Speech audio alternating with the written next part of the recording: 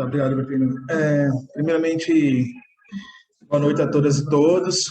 Saudar a iniciativa da direção nacional do nosso partido de trazer para o conjunto da militância esse debate, que é um debate fundamental da leitura do próximo período sobre tanto o governo Lula, mas o papel do pessoal à frente dessa nova conjuntura, né, que se abre a partir de 2023. Acho que é importante, acho que as falas que me antecederam já dizem o óbvio, né, da importância do acerto que o pessoal teve quando decidiu apoiar a candidatura do presidente Lula já no primeiro turno, demonstrando a clareza de análise da realidade, né, que estamos vivendo e a hierarquia das nossas tarefas nesse período. Não quero aproveitar o tempo não para ressaltar o nosso acerto, né, mas para apontar qual os desafios que teve. Né? Sabemos que o cenário atual é de transição, mas, infelizmente, não é uma transição do capitalismo para o socialismo, mas de um governo neofascista para uma gestão de reabilitação da nossa frágil democracia. E, com isso, gostaria de convidar o conjunto da direção do PSOL à reflexão sobre as consequências de se tomar uma decisão na próxima reunião do Diretório Nacional que esteja totalmente desconectada da sua militância e da base de milhões de eleitores e eleitoras que se referenciaram no partido e elegeram nossos parlamentares. Esses setores esperam, né, que tenhamos coerência e sejamos parte mais à esquerda da base parlamentar do governo e que ajudemos a dar sustentação ao cumprimento das promessas de campanha. Com isso, também digo que a pergunta fundamental nesse debate é que ganho político teremos como partido nos negando a tarefa de contribuir, disputar e influenciar esse governo que acabamos de eleger. Há alguns argumentos que surgem por alguns setores do partido sobre a necessidade de não estar na composição, e um dos elementos são a perda da independência. Né? Gente, a gente sabe que durante o governo Lula e o governo Dilma, a base do governo ela nunca é coesa. E nessa atual conjuntura, a tendência é aquela disso se aprofundar. Por isso, há espaço para o pessoal se manter fiel às suas bandeiras. O melhor exemplo sobre isso é a posição em relação a Arthur Lira, à presidência da Câmara. Nós vamos ter uma posição de independência nesse movimento. Nós nos colocaremos contrário à reeleição do Arthur Lira. Isso não será tolhido por estarmos fazendo parte do governo.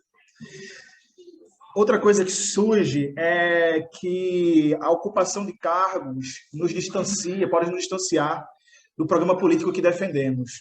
Eu posso falar pela Revolução Solidária que a ocupação de qualquer espaço, independentemente que seja, ele não nos distancia do programa que defendemos. Né? A defesa, o nosso programa é um princípio, independente de compor ou não. A comparação também que tem sido feita desse movimento de composição, de virarmos um PCdoB, ela também não se sustenta. Né? O PCdoB ele é um partido que possui suas questões, enfim, e características totalmente diferentes do próprio PSOL.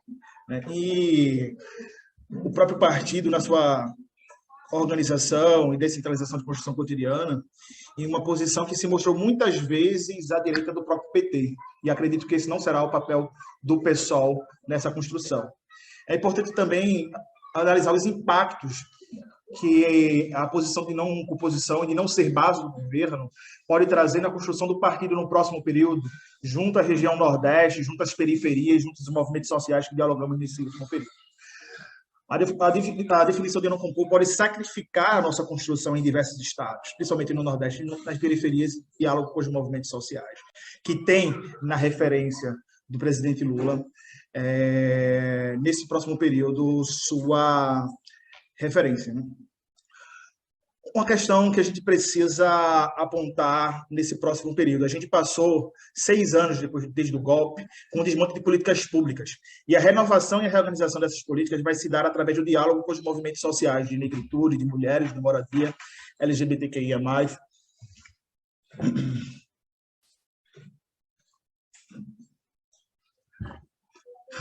Perdão. LGBTQIA+, E a reconstrução dessas políticas, né, ela vai resultar também diretamente no espaço, numa arena de disputa de referência dessa reconstrução.